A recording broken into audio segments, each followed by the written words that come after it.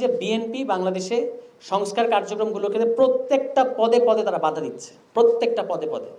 তারা রাষ্ট্রপতিকে অপসারণ করতে দেয় নাই সকল সাংবিধানিক ধারাবাহিকতার নাম দিয়ে। এখন আমাদেরকে যদি আমরা তো কিছুটা পড়াশোনা করেছি, আমাদের সামনে তো ফরহাদ মজার ছিলেন, তার লেখাপত্র তো আমাদের সামনে ছিল, আমরা তো পড়েছি যে এই সাংবিধানিক ধারাবাহিকতা কী বস্তু। তো রাষ্ট্রপতি অপসারণ তারা করতে দিল না। ছাত্ররা বললো যে জুলাই ঘোষণাপত্র দিতে হবে। আপনি এত বড় একটা অভ্যুত্থান করেছেন, এইটার একটা লিখিত ডকুমেন্ট দরকার আমাদের, এইটা তার ছাত্ররা বলেছে। বিএনপি এটার বিরুদ্ধে দাঁড়ালো।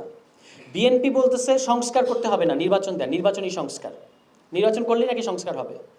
তা এখন আমি একটু কনফিউজ যে বিএনপির ল্যাঙ্গুয়েজ এবং গতকালকে বিএনপির মহাসচিব বর্ষিয়ান রাজনীতিবিদ, আমরা তাকে শ্রদ্ধা করি, মির্জা ফখরুল ইসলাম আলমগীর, তিনি বললেন যে নিরপেক্ষ সরকারের অধীনে নির্বাচন হতে হবে। এখন একটু চিন্তা করে দেখেন এই কথাগুলো। আওয়ামী লীগের লোকেদের বক্তব্য, দিল্লির বক্তব্য, বিএনপির বক্তব্য এক হয়ে যাচ্ছে কেন?